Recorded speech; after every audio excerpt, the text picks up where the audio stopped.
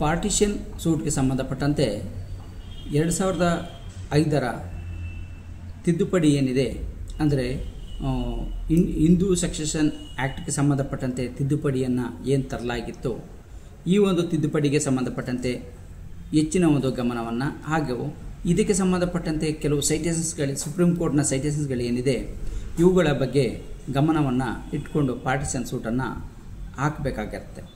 ಏಕೆ ಅಂತಂದರೆ ಇಲ್ಲಿ ಹೆಣ್ಣು ಮಕ್ಕಳಿಗೆ ಅಂದರೆ ಸುಪ್ರೀಂ ಕೋರ್ಟ್ನಲ್ಲಿ ಹೆಣ್ಣು ಮಕ್ಕಳು ಅವರು ಹುಟ್ಟಿದಾಗಿನಿಂದಲೂ ಕೂಡ ಅವರಿಗೆ ರೈಟ್ಸ್ ಇದೆ.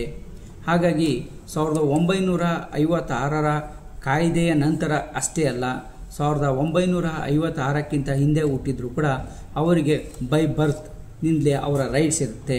ಸೊ ಹಾಗಾಗಿ ಅವರು ಅದಕ್ಕಿಂತ ಮೊದಲು ಅಂದರೆ 1956ಕ್ಕಿಂತ ಹಿಂದೆ ಹುಟ್ಟಿದ್ರು ಕೂಡ ಹೆಣ್ಣು ಮಕ್ಕಳಿಗೂ ಹಕ್ಕಿದೆ ಅನ್ನೋದನ್ನು ಸುಪ್ರೀಂ ಕೋರ್ಟ್ನ ಮಹತ್ವದ ಕೆಲವು ತೀರ್ಪುಗಳಲ್ಲಿ ನೋಡಿದ್ದೀವಿ.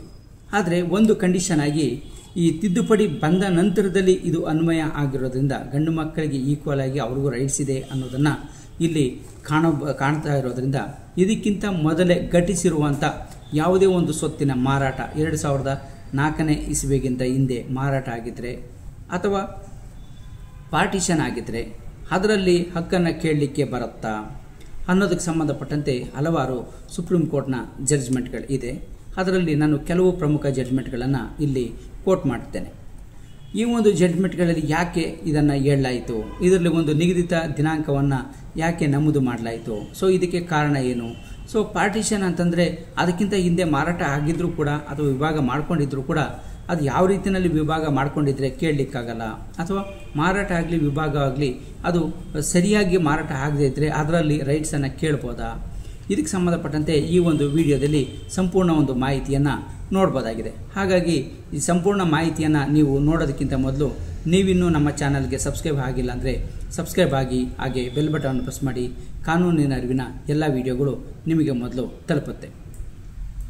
2004ಕ್ಕಿಂತ ಹಿಂದೆ ಮಾರಾಟ ಆಗಿರುವ ಅಥವಾ ವಿಭಾಗ ಆಗಿರುವ ಸ್ವತ್ತುಗಳಿಗೆ ಸಂಬಂಧಪಟ್ಟಂತೆ ಈ ಒಂದು ವಿಡಿಯೋದಲ್ಲಿ ಪ್ರಮುಖವಾಗಿ ಚರ್ಚೆಯನ್ನು ಮಾಡಲಾಗಿದೆ.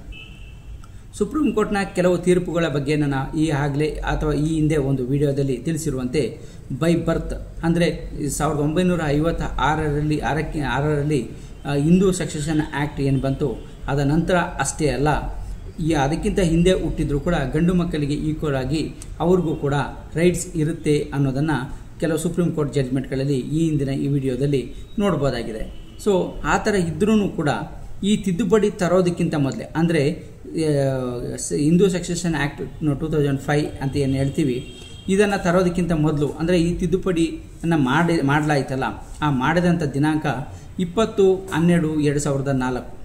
ಸೊ ಹಾಗಾಗಿನೇ ಇಲ್ಲಿ 2004ಕ್ಕಿಂತ ಹಿಂದೆ ಅನ್ನೋದನ್ನು ನಾನು ತಮ್ಮನೇಲಲ್ಲಿ ಮೆನ್ಷನ್ ಮಾಡಿದ್ದೇನೆ.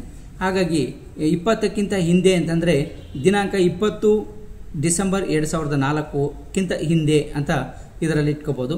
ಡಿಸೆಂಬರ್ 20ಕ್ಕಿಂತ ನಂತರದಲ್ಲಿ ಅಂದರೆ 21 ಡಿಸೆಂಬರ್ಗಿಂತ ನಂತರದಲ್ಲಿ ವ್ಯವಹಾರ ಆಗಿದ್ದರೆ, ಟ್ರಾನ್ಸಾಕ್ಷನ್ಸ್ ಆಗಿದ್ದರೆ ಅದರಲ್ಲೂ ಕೂಡ ಪಾಲನ್ನು ಕೇಳ್ಬೋದಾಗಿದೆ. ಸೊ ಈಗ ಇದರಲ್ಲಿ ನಾವು ಅದಕ್ಕಿಂತ ಹಿಂದೆ ಆಗಿರುವ ವ್ಯವಹಾರಗಳಿಗೆ ಸಂಬಂಧಪಟ್ಟಂತೆ ಈ ಒಂದು ವಿಡಿಯೋದಲ್ಲಿ ನಾವು ಕ್ಲಾರಿಫಿಕೇಷನ್ ಮಾಡಿಕೊಂಡ್ರೆ ಅನಂತರದಲ್ಲಿ ಆಗಿರುವ ವ್ಯವಹಾರಗಳಿಗೆ ಸಂಬಂಧಪಟ್ಟಂತೆ ಇಲ್ಲಿ ನಾವು ಕೂಲಂಕುಷವಾಗಿ ನೋಡ್ಬೋದಾಗಿದೆ.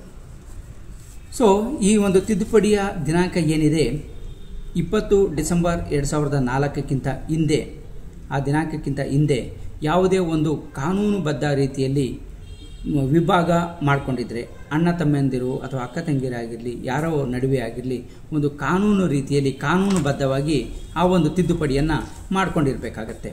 ಅಥವಾ ಇಲ್ಲೀಗಲಾಗಿ ಮಾಡ್ಕೊಂಡಿದ್ರೆ ಯದ್ವಾ ಮನಸೋ ಇಚ್ಛೆ ಮಾಡ್ಕೊಂಡಿದ್ರೆ ಅಲ್ಲ, ಅಥವಾ ಓರಲಾಗಿ ಅಥವಾ ನಾವು ತಿದ್ದುಪಡಿ ಮಾಡ್ಕೊಂಡ್ಬಿಟ್ಟಿದ್ದೀವಿ ಅಂತ ಹೇಳಿದ ಮಾತ್ರಕ್ಕೆ ಆಗಲ್ಲ. ಅದು ಕಾನೂನು ರೀತಿಯಲ್ಲಿ ತಿದ್ದುಪಡಿ ಆಗಿರಬೇಕು. ಇದು ಕಾನೂನು ರೀತಿಯಲ್ಲಿ ವಿಭಾಗ ಆಗಿರಬೇಕು. ಆ ವಿಭಾಗದ ರೀತಿಯಲ್ಲಿ ಅವರು ಆ ಸ್ವತ್ತನ್ನು ಹಂಚ್ಕೊಂಡಿರಬೇಕು.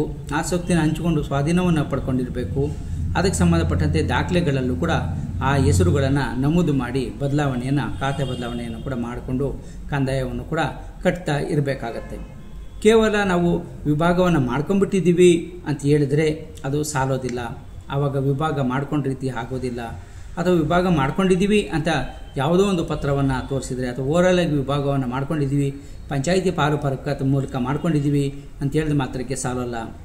ಅದೇ ರೀತಿಯಲ್ಲಿ ಖಾತೆ ಬದಲಾವಣೆಯನ್ನು ಕೂಡ ಮಾಡ್ಕೊಂಡಿರಬೇಕಾಗತ್ತೆ, ಸ್ವಾಧೀನವನ್ನು ಕೂಡ ಪಡ್ಕೊಂಡಿರಬೇಕಾಗತ್ತೆ.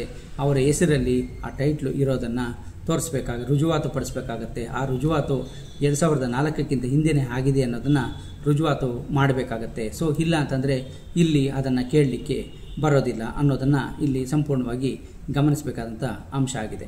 ಸೊ ಅದೇ ರೀತಿಯಲ್ಲಿ 2004ಕ್ಕಿಂತ ಹಿಂದೆ ಮಾರಾಟವನ್ನು ಮಾಡಿದರೆ, ಆ ಮಾರಾಟವು ಲೀಗಲ್ ಆಗಿ ಆಗಿದ್ದರೆ, ಅದು ಅಕ್ರಮವಾಗಿ ಆಗಿರಲಿ ಅಥವಾ ಯಾವುದೋ ಒಂದು ಬೆದರಿಕೆಯನ್ನು ಮಾಡಿ ಅಥವಾ ಯಾವುದೋ ಒಂದು ಭಯವನ್ನು ಹುಟ್ಟಿಸಿ ಮಾರಾಟವನ್ನು ಮಾಡಿದರೆ ಅಥವಾ ಕೊಂಡುಕೊಂಡಿದ್ದರೆ ಅಥವಾ ಮಾರಾಟ ಮಾಡಿದರೆ ಅಂಥದ್ದು ಆಗಲ್ಲ. ಕಾನೂನು ರೀತಿಯಲ್ಲಿ ಮಾರಾಟವರ ಆಗಿದ್ದರೆ ಅಂಥ ಒಂದು ಮಾರಾಟ ಆಗಿರುವ ಸ್ವತ್ತುಗಳನ್ನಾಗಲಿ ಅಥವಾ ವಿಭಾಗ ಆಗಿರುವ ಸ್ವತ್ತುಗಳನ್ನಾಗಲಿ ಹೆಣ್ಣು ಮಕ್ಕಳು ಕೇಳೋದಕ್ಕೆ ಬರೋದಿಲ್ಲ ಅನ್ನೋದು ಈ ಒಂದು ವಿಡಿಯೋದಲ್ಲಿ ನಾವು ಗಮನಿಸಬೇಕಾದಂಥ ಅಂಶ ಆಗಿದೆ. ಇದಕ್ಕೆ ಸಂಬಂಧಪಟ್ಟಂತೆ ಸುಪ್ರೀಂ ಕೋರ್ಟ್ನ ಹಲವಾರು ಜಡ್ಜ್ಮೆಂಟ್ಗಳಿದೆ. ಅದರಲ್ಲಿ ಪ್ರಮುಖ ಜಡ್ಜ್ಮೆಂಟ್ಗಳನ್ನು ನಾನು ಕೊನೆಯಲ್ಲಿ ಅದನ್ನು ಹೇಳ್ತೇನೆ. ಸೊ ಆ ಒಂದು ಜಡ್ಜ್ಮೆಂಟ್ಗಳ ಲಿಸ್ಟನ್ನು ಕೂಡ ನಾನು ಡಿಸ್ಕ್ರಿಪ್ಷನ್ ಬಾಕ್ಸಲ್ಲಿ ಕೊಡ್ತೇನೆ. ಆ ಜಡ್ಜ್ಮೆಂಟ್ಗಳ ಸೈಟೇಷನ್ಸ್ ಲಿಂಕನ್ನು ಕೂಡ ನಾನು ಕೊಡ್ತೇನೆ. ಸೊ ಆಸಕ್ತರು ಆ ಒಂದು ಲಿಂಕ್ಗಳ ಮೇಲೆ ಕ್ಲಿಕ್ ಮಾಡಿ ಆ ಜಡ್ಜ್ಮೆಂಟ್ಗಳನ್ನು ಕೂಡ ನೋಡ್ಬೋದಾಗಿರುತ್ತೆ. ಸೊ ಇಲ್ಲಿ ಏನಕ್ಕೆ ಅಂತಂದರೆ 2004ನೇ ಇಸ್ವಿ ಅಂದರೆ 2005 ಅಂತಲೇ ಅನ್ಕೋಬೋದು. ಅಲ್ಲಿ ಸ್ವಲ್ಪ ದಿನಗಳ ನಂತರದಲ್ಲಿ 2005 ಬರೋದ್ರಿಂದ ತಿದ್ದುಪಡಿ 2005ರಲ್ಲಿ ಆದ ನಂತರದಲ್ಲಿ ಅಂದರೆ ಆಗೋಕ್ಕಿಂತ ಮೊದಲು ಗಟ್ಟಿಸಿರು, ಯಾಕೆಂದರೆ ಈ ತಿದ್ದುಪಡಿ ಬರುತ್ತೆ ಅಂತ ಯಾರೂ ಇಮ್ಯಾಜಿನ್ ಮಾಡ್ಕೊಂಡಿರೋಕ್ಕಾಗಲ್ಲ. ಸೊ ಹಾಗಾಗಿ ಅದು 2004ಕ್ಕಿಂತ ಹಿಂದೆ ಯಾವುದೇ ಒಂದು ಮಾರಾಟ ಆಗಲಿ ವಿಭಾಗ ಆಗಲಿ ಕಾನೂನಾತ್ಮಕವಾಗಿ ಆಗಿದ್ದರೆ ಅದು ಆ ಒಂದು ಘಟನೆ ಗತಿಸಿ ಹೋಗಿದ್ದರೆ ಅಂಥದಕ್ಕೆ ಈ ಒಂದು ತಿದ್ದುಪಡಿ ಅನ್ವಯ ಆಗೋದಿಲ್ಲ ಅಂತೇಳಿ ಸುಪ್ರೀಂ ಕೋರ್ಟ್ ಹಲವಾರು ಒಂದು ಜಡ್ಜ್ಮೆಂಟ್ಗಳಲ್ಲಿ ಹೇಳಿದೆ. ಸೊ ಹಾಗಾಗಿ ಅದು ತಿದ್ದುಪಡಿ ಬಂದ ನಂತರದಲ್ಲಿ ಹೆಣ್ಣು ಮಕ್ಕಳಿಗೆ ಈಕ್ವಲ್ ರೈಟ್ಸ್ ಬಂದಿರೋದ್ರಿಂದ ಆ ತಿದ್ದುಪಡಿಗಿಂತ ಮೊದಲೇ ಯಾವುದೇ ಒಂದು ವಿಭಾಗ ಆಗಲಿ ಮಾರಾಟ ಆಗಲಿ ಆಗೋಗಿದ್ರೆ ಅಂಥ ಒಂದು ಸ್ವತ್ತುಗಳಲ್ಲಿ ಹೆಣ್ಮಕ್ಳು ಭಾಗವನ್ನು ಕೇಳಲಿಕ್ಕೆ ಬರೋದಿಲ್ಲ ಅನ್ನೋದನ್ನು ಇಲ್ಲಿ ಪ್ರಮುಖವಾಗಿ ಗಮನಿಸಬೇಕಾದಂಥ ಅಂಶ. ಸೊ ಹಾಗಾಗಿ ಸುಪ್ರೀಂ ಕೋರ್ಟ್ ಹಲವಾರು ಜಡ್ಜ್ಮೆಂಟ್ಗಳನ್ನು ಮಾಡಿದೆ. ಅದರಲ್ಲಿ ಕೆಲವೊಂದು ಪ್ರಮುಖವಾದಂಥ ಜಡ್ಜ್ಮೆಂಟ್ಗಳನ್ನು ಮಾತ್ರ ನಾನು ಇಲ್ಲಿ ಕೋಟ್ ಮಾಡ್ತೇನೆ. ಅಂಥದ್ರಲ್ಲಿ ಈ ಭಂಡಾರಿ ನಾರಾಯಣ್ ಶಂಕರ್ ಭಂಡಾರಿ ಬದ್ರಿ ನಾರಾಯಣ್ ಶಂಕರ್ ಭಂಡಾರಿ ವರ್ಸಸ್ ಓಂ ಪ್ರಕಾಶ್ ಶಂಕರ್ ಭಂಡಾರಿ ಈ ಒಂದು ಪ್ರಕರಣ ಆಗಿರ್ಬೋದು, ಅಥವಾ ಗೊಂಡೂರಿ ಕೊಟ್ಟೇಶ್ವರಮ್ಮ ವರ್ಸಸ್ ಚಕಿರಿ ಯನಾಡಿ ಈ ಒಂದು ಪ್ರಕರಣದಲ್ಲಾಗಿರ್ಬೋದು. ಹಾಗೆಯೇ ಈ ಪುಲಾವತಿ ಪ್ರಕರಣವನ್ನು ನೋಡಿರ್ಬೋದು, ಅದು ಪ್ರಕಾಶ್ ವರ್ಸಸ್ ಪುಲಾವತಿ ಪ್ರಕರಣ ಆಗಿರ್ಬೋದು, ಅಥವಾ ದಾನಮ್ಮ ವರ್ಸಸ್ ಅಮರ್ ಪ್ರಕರಣ ಆಗಿರ್ಬೋದು. ಹಾಗೆ ವಿನೂತ ಶರ್ಮಾ ವರ್ಸಸ್ ರಾಕೇಶ್ ಶರ್ಮಾ ಈ ಒಂದು ಪ್ರಕರಣಗಳಲ್ಲಾಗಿರ್ಬೋದು. ಇದರಲ್ಲಿ ಕೂಲಂಕುಷವಾಗಿ ಕ್ಲಿಯರ್ ಆಗಿ ಹೇಳಲಾಗಿದೆ. ಈ ಒಂದು ಪ್ರಕರಣಗಳನ್ನು ತಗೊಂಡಾಗ ಅದರಲ್ಲಿ ಇನ್ನೂ ಹಲವಾರು ಒಂದು ಜಡ್ಜ್ಮೆಂಟ್ಗಳು ಅಲ್ಲಿ ಇದೆ. ಆ ಎಲ್ಲ ಜಡ್ಜ್ಮೆಂಟ್ಗಳನ್ನು ಕೂಡ ನೋಡ್ಬೋದು. ಇದರಲ್ಲಿ ಕೂಲಂಕುಷವಾಗಿ ಹೆಣ್ಮಕ್ಳಿಗೆ ಇರುವಂಥ ಹಕ್ಕು, ವಿಭಾಗದ ಹಕ್ಕು, ಈ ತಿದ್ದುಪಡಿ ಬಂದ ನಂತರದಲ್ಲಿ ಆಗಿರುವ ಈ ಜಡ್ಜ್ಮೆಂಟ್ಗಳಲ್ಲಿ ಸಂಪೂರ್ಣವಾದ ಮಾಹಿತಿಯನ್ನು ನೀಡಲಾಗಿದೆ. ಈ ಜಡ್ಜ್ಮೆಂಟ್ಗಳಲ್ಲಿ ಕ್ಲಿಯರ್ ಆಗಿ ಹೇಳಿದೆ, ಹೆಣ್ಮಕ್ಳಿಗೆ 1956ಕ್ಕಿಂತ ಹಿಂದೆ ಹುಟ್ಟಿದ್ರೂ ಕೂಡ ಅವ್ರಿಗೆ ಭಾಗ ಇದೆ. ಅದು ಭಾಗ ಯಾವ ರೀತಿಯಲ್ಲಿ ಇರುತ್ತೆ, ಯಾವ ಸ್ವತ್ತುಗಳಲ್ಲಿ ಇರುತ್ತೆ ಅನ್ನೋದನ್ನ ನಾನು ಈ ಹಿಂದಿನ ಒಂದು ವಿಡಿಯೋದಲ್ಲಿ ನಾನು ತಿಳಿಸಿದ್ದೇನೆ. ಆ ವಿಡಿಯೋನು ಕೂಡ ನೋಡ್ಬೋದಾಗಿರುತ್ತೆ. ಸೊ ಹಾಗಾಗಿ ಕೆಲವು ಸ್ವತ್ತುಗಳಲ್ಲಿ ಸಿಗಲ್ಲ ಅಂತ ಅನ್ನೋದಕ್ಕೆ ಸಂಬಂಧಪಟ್ಟಂತೆ ಈ ಒಂದು ವಿಡಿಯೋಲಿ ಕ್ಲಿಯರಾಗಿ ನಿಮಗೆ ಹೇಳ್ತಾ ಇದ್ದೇನೆ. ಇನ್ನೊಮ್ಮೆ ಸ್ಪಷ್ಟಪಡಿಸೋದಾದರೆ 2004 ಡಿಸೆಂಬರ್ 20ನೇ ತಾರೀಕಿಗಿಂತ ಹಿಂದೆ ಕಾನೂನಾತ್ಮಕವಾಗಿ ವಿಭಾಗ ಆಗಿದ್ದರೆ, ಕಾನೂನಾತ್ಮಕವಾಗಿ ನಿಮ್ಮ ಕುಟುಂಬದಿಂದ ಬೇರೆಯವರಿಗೆ ಮಾರಾಟ ಆಗಿದ್ದರೆ, ಹಸ್ತಾಂತರ ಆಗಿದ್ದರೆ ಅಂಥ ಒಂದು ಸ್ವತ್ತಲ್ಲಿ ನೀವು ಅಂದರೆ ಹೆಣ್ಮಕ್ಳು ಇಲ್ಲಿ ಭಾಗವನ್ನು ಕೇಳಲಿಕ್ಕೆ ಬರೋಲ್ಲ. ಏಕೆಂದರೆ ಸಮಭಾಗದ ಹಕ್ಕನ್ನು ಈ ತಿದ್ದುಪಡಿಯ ಕಾಯಿದೆಯ ಮೂಲಕ ನೀಡೋದಕ್ಕಿಂತ ಮೊದಲೇ ಇದು ಗತಿಸಿರೋದ್ರಿಂದ ಈ ಗತಿಸಿರುವ ಘಟನೆಗಳಿಗೆ ಸಂಬಂಧಪಟ್ಟಂತೆ ಈ ಒಂದು ಟ್ರಾನ್ಸಾಕ್ಷನ್ಸ್ಗೆ ಸಂಬಂಧಪಟ್ಟಂತೆ ಹಕ್ಕನ್ನು ಕೇಳಲಿಕ್ಕೆ ಬರೋಲ್ಲ ಅನ್ನೋದು ಇಲ್ಲಿ ಪ್ರಮುಖವಾಗಿ ಗಮನಿಸಬೇಕಾದ್ದು. ಸೊ ಹಾಗಾಗಿ ಏನಕ್ಕೆ 1956ಕ್ಕಿಂತ ಹಿಂದೆ ಹುಟ್ಟಿದ್ರೂ ಅವ್ರಿಗೆ ಹಕ್ಕಿದೆ ಅಂತ ಹೇಳಲಾಯಿತು ಅಂದರೆ ಆ ರೀತಿಯ ಒಂದು ಸ್ವತ್ತುಗಳು ವಿಭಾಗ ಆಗದೆ ಹಾಗೇ ಉಳ್ಕೊಂಡಿದ್ದರೆ, ಅದು ಒಂದು ವೇಳೆ ಆಗಿದ್ದು ಅದು ಕಾನೂನಾತ್ಮಕವಾಗಿ ವಿಭಾಗ ಆಗದೇ ಇದ್ದರೆ, ಮಾರಾಟ ಅಥವಾ ಹಸ್ತಾಂತರ ಕಾನೂನಾತ್ಮಕವಾಗಿ ಆಗದೆ ಇರುವಂಥ ಸ್ವತ್ತುಗಳೇನಿದೆ ಅಥವಾ ವಿಭಾಗನೇ ಆಗದೆ ಇರುವಂಥ ಸ್ವತ್ತುಗಳೇನಿದೆ ಅಂಥ ಎಲ್ಲ ಸ್ವತ್ತುಗಳಲ್ಲೂ ಕೂಡ ಹೆಣ್ಮಕ್ಳಿಗೆ ಸಂಪೂರ್ಣ ಹಕ್ಕಿದೆ. ಗಂಡು ಮಗನಿಗೆ ಏನು ಹಕ್ಕಿದೆಯೋ ಅದೇ ರೀತಿಯ ಹಕ್ಕಿರುತ್ತೆ. ಆದರೆ ಈ 2 ಕಂಡೀಷನನ್ನು ನೆನಪಲ್ಲಿ ಇಟ್ಕೋಬೇಕಾಗುತ್ತೆ. ಪಾರ್ಟಿಷನ್ ಸೂಟ್ ಹಾಕೋಕ್ಕಿಂತ ಮೊದಲು ಅದು 2004 ಡಿಸೆಂಬರ್ 20ನೇ ತಾರೀಕಿಗಿಂತ ಹಿಂದೆ ಮಾರಾಟ ಅಥವಾ ವಿಭಾಗವು ಕಾನೂನಾತ್ಮಕವಾಗಿ ಆಗಿದ್ದರೆ ಅಂಥ ಒಂದು ಸ್ವತ್ತುಗಳಲ್ಲಿ ಹೆಣ್ಮಕ್ಳು ಭಾಗ ಕೇಳಲಿಕ್ಕೆ ಬರಲ್ಲ. ಅದನ್ನು ಹೊರತುಪಡಿಸಿ ಇನ್ನು ಉಳಿದ ಎಲ್ಲ ಸುಟ್ಟುಗಳಲ್ಲೂ ಕೂಡ ಹೆಣ್ಮಕ್ಳು ಸಮಭಾಗವನ್ನು ಕೇಳ್ಬೋದು ಅನ್ನೋದನ್ನು ಇಲ್ಲಿ ಸಂಪೂರ್ಣವಾಗಿ ನೋಡ್ಬೋದಾಗಿರುತ್ತೆ.